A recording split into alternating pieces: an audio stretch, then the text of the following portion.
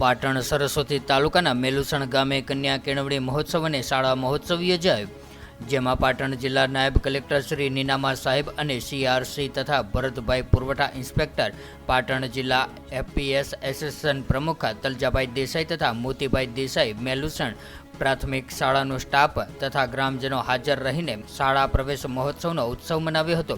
પૂર્વ સરપંચ મોહનભાઈ દેસાઈ, સરપંચ શ્રી રાણાભાઈ દેસાઈ, પત્રકાર શ્રી મોતીભાઈ દેસાઈ તેમજ પ્રાથમિક શાળાના આચાર્ય શ્રી વિલાસબેન પટેલ તથા અન્ય શિક્ષણ સ્ટાફના ગામના વડીલો પણ હાજર રહ્યા હતા. આખા ગુજરાતની અંદર ઉજવી રહ્યા છે ત્યારે આજે પાટણ જિલ્લાના સરસ્વતી તાલુકાના મેલુસણ ગામે જિલ્લા પુરવઠા અધિકારી તરીકે મારી જે ફરજ સરકારશ્રીએ સોંપેલી છે એ પ્રમાણે આજે હું આપની મધ્યે ઉપસ્થિત થયેલ છું.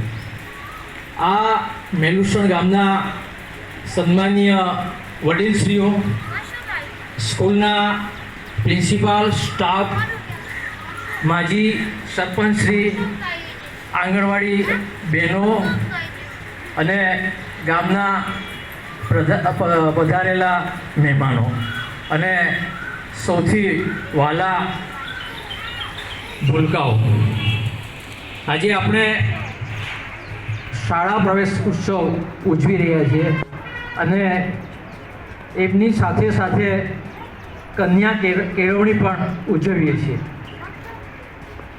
માનનીય મુખ્યમંત્રી શ્રી ભૂપેન્દ્રભાઈ પટેલે 2 દિવસ પહેલાં વિડીયો કોન્ફરન્સના માધ્યમથી આખા ગુજરાતના તમામ અધિકારીશ્રીઓ સાથે મીટિંગ થઈ અને મીટિંગમાં બહુ સરસ એમને એવી સૂચના આપી કે કોઈ અધિકારી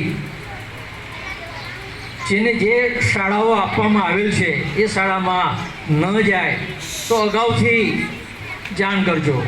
એવા આકસ્મિક કારણો આવે અથવા કોઈક એવા પ્રસંગ ઉપસ્થિત થાય, ન આવી શકે તો અગાઉથી જાણ કરીને અમને જાણ કરજો, જેથી ત્યાં બીજા કોઈ અધિકારીને અમે નિમણૂક આપી શકીએ.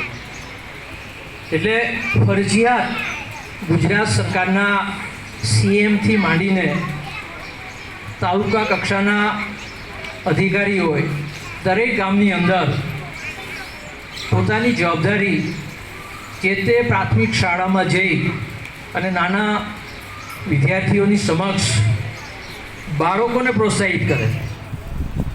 આપની સમક્ષ કોઈ અધિકારી આવ્યા છે, કોઈ પોલિટિકલ પાર્ટીના કોઈ મંત્રી હોય કે કોઈ પદાધિકારી હોય અથવા અધિકારી હોય, આપ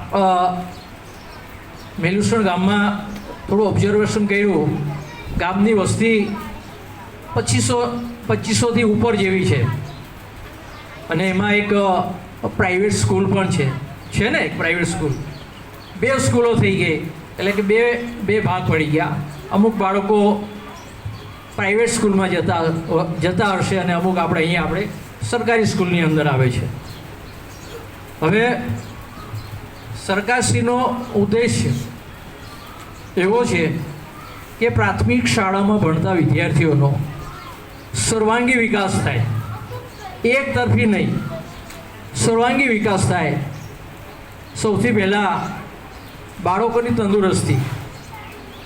આપણે સરકાર એવું પણ આયોજન કરેલું છે કે જે આંગણવાડી હોય, પ્રાથમિક શાળા હોય, એમાં કુપોષિત જો વિદ્યાર્થી હોય કે બાળકો હોય એના માટે પણ સરકાર કાળજી લે છે.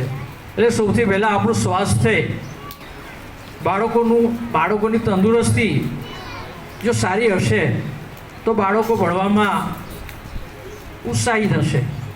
જો પોતે ફિઝિકલી શારીરિક રીતે બાળક નબળું હોય તો આપણે બધા જાણી શકીએ કે એને ભણવામાં એની રુચિ કેવી હોય.